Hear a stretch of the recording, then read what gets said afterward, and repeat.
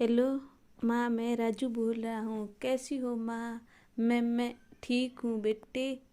बताओ तुम और बहू दोनों कैसे हो? हम दोनों ठीक हैं माँ। आपकी बहुत याद आती है। अच्छा सुनो माँ, मैं अगले महीने इंडिया आ रहा हूँ तुम्हें लेने। क्या? हाँ माँ, अब हम सब साथ ही रहेंगे। नीतू कह रही थी माँ जी को अमेरिका ले आओ और अकेली बहुत परेशान हो रही होगी। हेलो, सुन रही हो माँ? हाँ हाँ बेटे। बुढ़ी आंखों से खुशी के आंसू धारा बह निकली। बेटे और बहू का प्यार नस नस में दौड़ने लगा। जीवन के 70 साल गुजर चुकी सावित्री ने जल्दी से अपने पल्लू से आंसू पोंछे और बेटे से बात करने लगी। पूरे 2 साल बाद बेटा घर आ रहा था। बूढ़ी सावित्री ने मोहल्ले भर में दौड़ दौड़ कर ये खबर सबको सुना दी। सभी खुश थे कि चलो बुढ़ापे चैन से बेटे और बहू के साथ गुजर जाएगा।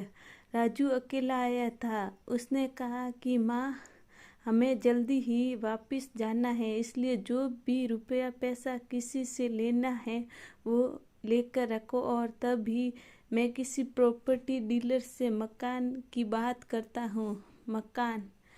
माँ ने पूछा।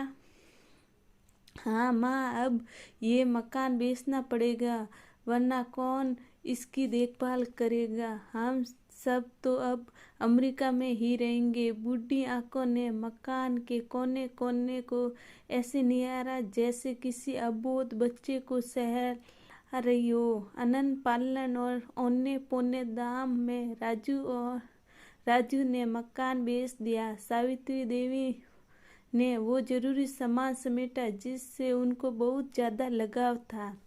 राजू टैक्सी मंगवा चुका था। एयरपोर्ट पहुंच कर राजू ने कहा, माँ तुम यहाँ बैठो, मैं अंदर जाकर सामान की जांच और बोर्डिंग और वीज़ा का काम निपटा लेता हूँ। ठीक है बेटे। सावित्री देवी वहीं पास की बेंच पर बैठ गई। काफ़ी समय बीत चुका था। बाहर बैठी सावित्री देवी बार बार उसे दरवाजे की तरफ देख रही थी जिसमें राजू गया था, लेकिन अभी तक बाहर नहीं आया। शायद अंदर बहुत भीड़ होगी सोचकर बूढ़ी आंखें फिर से टपक गई लगने लगी। अंधेरा हो चुका था। एयरपोर्ट के बाहर घमघमाई कम हो चुकी थी। माँ जी किस से मिलना है? एक कर्मचारी ने वर्दा से पूछा। मेरा बेटा अंदर था, टिकट लेने और मुझे अमेरिका लेकर जा रहा था, सावित्री देवी ने घबराकर कहा।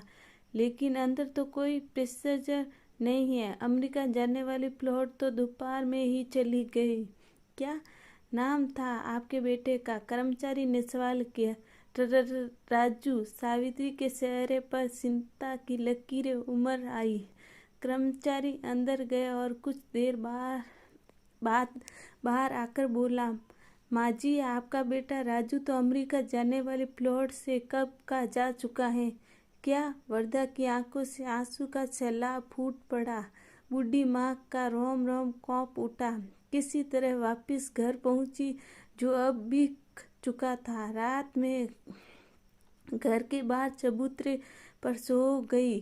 सुबह हुई तो दयालु मकान मालिक ने एक कमरा रहने को दे दिया। पति की पेंशन से घर का किराया और खाने का काम चलने लगा। समय गुजरने लगा। एक दिन मकान मालिक ने वर्दा से पूछा, माँ जी, क्यों नहीं आप अपने किसी रिश्तेदार के यहाँ चली जाइए? अब आपकी उम्र भी बहुत हो गई, अकेली कब तक रह पाओगी? हाँ, चली तो जाऊँ, लेकिन कल को मेरा बेटा आए तो या फिर कौन उसका ख्याल रखेगा? आँख से आंसू आने लग गए। दोस्तों, विनती, माँ बाप का दिल कभी मत दुखाना। शिक्षा, माँ तो माँ होती है।